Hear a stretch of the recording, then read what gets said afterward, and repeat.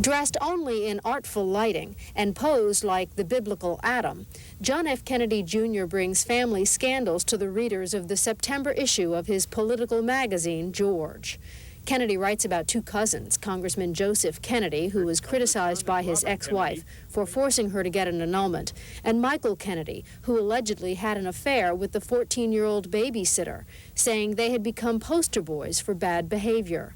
One left behind an embittered wife, Kennedy writes, and another, in what looked to be a hedge against mortality, fell in love with youth and surrendered his judgment in the process. In no way does he take to task I guess these are his cousins or his brothers. I think he attempts in some funny way to let them off the hook, to suggest that we are at fault for demanding moral behavior. Kennedy's letter was an uncharacteristically public comment, drawing attention to the 2-year-old magazine he edits. His cousin suggests that was his intent.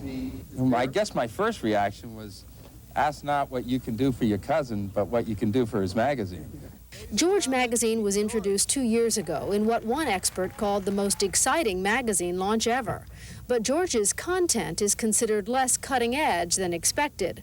Like the debut issue in 1995, George is generating discussion once again, not for its editorial substance, but for its editor. John Kennedy is carving out, a career for himself, which is, different from the typical Kennedy career of going into politics. He's a journalist. Taking your clothes off has got nothing to do with journalism last I checked. Officials with the magazine had little comment.